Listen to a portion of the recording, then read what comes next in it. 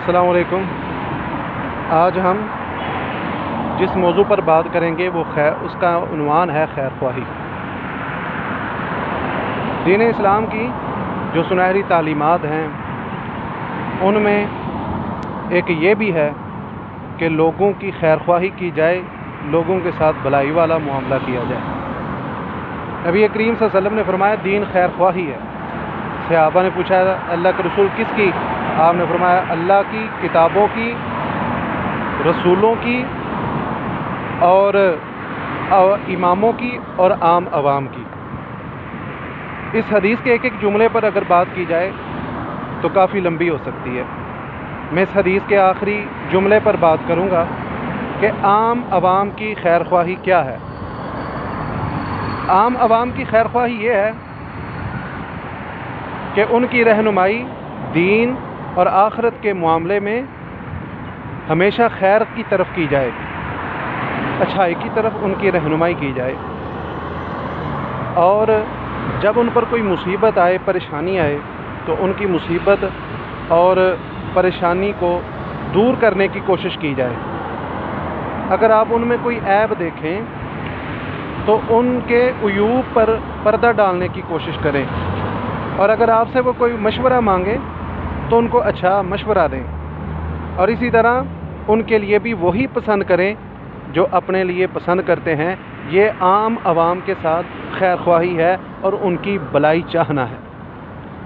دین اسلام نے اس کو دین قرار دیا ہے کہ الدین النصیحہ، دین خیر خواہی کا نام ہے، دین خیر خواہی ہے۔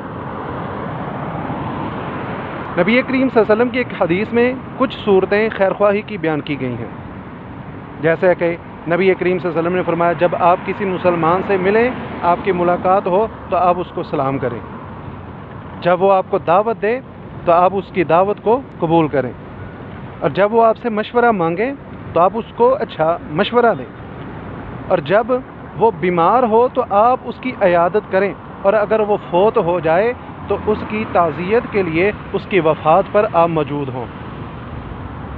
اگر ان صورتوں پر عمل کیا جائے تو معاشرے میں بھائی چارے اور محبت کی فضا پیدا ہو سکتی ہے، اور خیر خواہی اور بھلائی کی کافی صورتیں پیدا ہو سکتی ہیں۔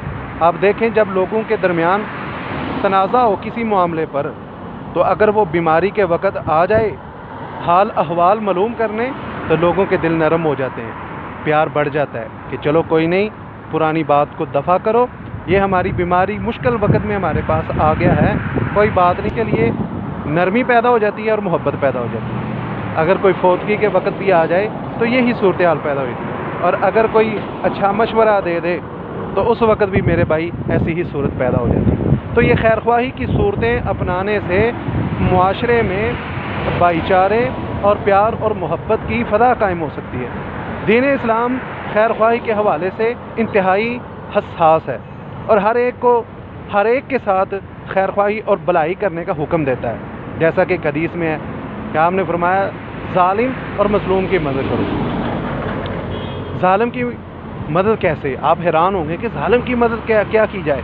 نبی کریم صلی اللہ علیہ وسلم نے فرمایا ظالم کی مدد کرنا یہ ہے کہ اس کو اس کے ظلم سے روکا جائے، اور اگر آپ کسی کو اس کے ظلم سے روکیں گے، اس کے گناہ سے روکیں گے، اس کی زیادتی سے روکیں گے تو یہ اس کے ساتھ خیر خواہی ہے کہ آپ اس کو اللہ کے عذاب سے بچا رہے ہیں۔ اس کے قیامت والے دن جو اس کا حساب ہونا ہے، جو اس پر اس کے گناہ کی وجہ سے عذاب آنا ہے، آپ اس کو اس سے بچا رہے ہیں، یہ اس کے ساتھ خیر خواہی ہے، یہ اس کی مدد کرنا ہے۔ اسی طرح آپ نے فرمایا مظلوم کی مدد کرو۔ مظلوم کی مدد کیا ہے کہ اس کو ظلم سے بچاؤ، یہ اس کی مدد ہے اور اس کی بھلائی ہے کہ اس کو ظلم سے بچا لیا جائے۔ ہمارے جو اسلاف تھے وہ بھی اسی طرح تھے، اگر کوئی نقصان پہنچا دیتا تو اپنے نقصان پر اتنا خائف نہیں ہوتے تھے جتنا وہ پریشان نقصان پہنچانے والے پر افسردہ ہوتے تھے۔ علی بن فضیل، ایک واقعہ امام غزالی رحمہ اللہ نے احیاء العلوم میں لکھا ہے کہ علی بن فضیل طواف کے دوران ان کے کچھ دینار چوری ہو گئے، وہ رو رہے تھے، تو ان کے والد نے پوچھا آپ رو کیوں رہے ہیں؟ دیناروں پر رو رہے ہو؟ تو علی بن فضیل کہتے ہیں اللہ کی قسم میں دیناروں پر نہیں رو رہا، نہیں غم زدہ دیناروں پر۔ دیناروں کا کیا، مجھے تو اس آدمی پر افسوس ہو رہا ہے اور اس کی قسمت پر رونا آ رہا ہے کہ کل قیامت والے دن جب اللہ ان دیناروں کا اس سے حساب مانگے گا تو اس کے پاس کوئی معقول عذر موجود نہیں ہوگا۔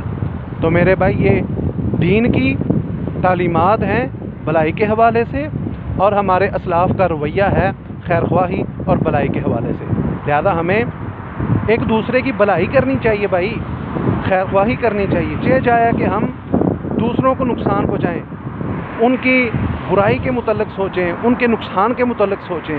تو بھائی اگر کسی کا بھلا کر سکتے ہیں تو بھلا کریں، جیسے ایک حدیث میں آتا ہے نا کہ من کان یؤمن باللہ، جو آپ میں سے اللہ اور آخرت پر ایمان رکھتا ہے اس کو چاہیے فلیقل خیرا او لیصمت، اس کو چاہیے کہ وہ اچھی بات کرے یا خاموش ہو جائے۔